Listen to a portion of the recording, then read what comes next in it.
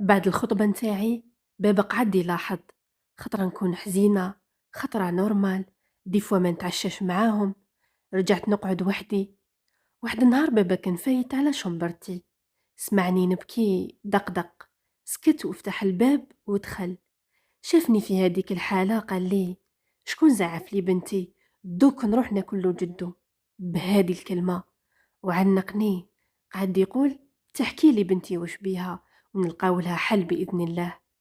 في الأول قلت له ما كان والو. من بعد الإلحاح قعدت نحكي له. قلت له: خطيبي كل يوم لسبب تافه يدابزني ويقعد يجرح فيا بالكلام: انتي ما تصلحيش للزواج، وانتي أسوأ بنت شفتها في حياتي. وبعدها بيومين يرجع يحكي معايا كأنه حاجة ما كانتش، بلا ما نقول الكلام اللي حشمت نقوله لبابا اللي كان يقوله لي خطيبي. وكل خطرة يهددني باش يبطل. بابا قعد يمسح لي في الدمعة وقال لي: مادامني عايش واحد ما راح يهدك ولا يحقرك. قال لي غدوة نعيط له. بابا عيط له في التليفون قال له غدوة نحتاج تجي ليا للدار. غدوة من داك جا لقاني مع بابا، تجاهلني، مام با ما شافش فيا. بابا لاحظ هاد الشي باسكو كنا عاقدين عرسنا يا ربي باقي له شهر. قال له بابا ريح. حطيت له قهوة وكنت خارجة. قال لي: بابا اقعدي. بابا قال لخطيبي: بنتي كي كانت صغيرة عضها كلب نتاع جارنا. قال له الحومة كامل قريب حرقتها على جالها، وبعت السكنة ورحلت على جالها. وكي دخلت الجامعة كنت نخرج من الخدمة نستناها تخرج باش نجي معاها، باش واحد ما يقيسها بكلمة في الطريق، نفسيتها تتجرح. خطيبي قعد يتبدل اللون تاع وجهه.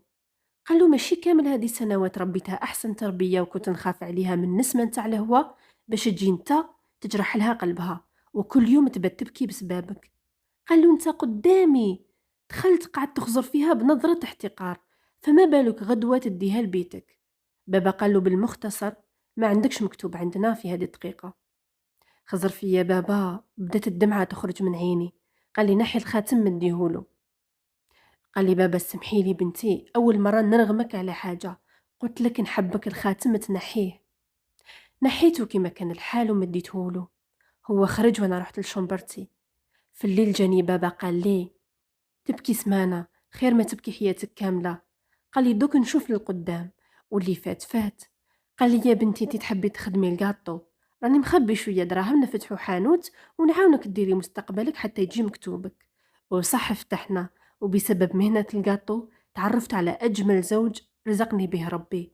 وبابا ربي يرحمه هوش ندعي له قليل فيه، وقف معايا لآخر ثانية في حياته. ربي يرحمك يا بابا العزيز.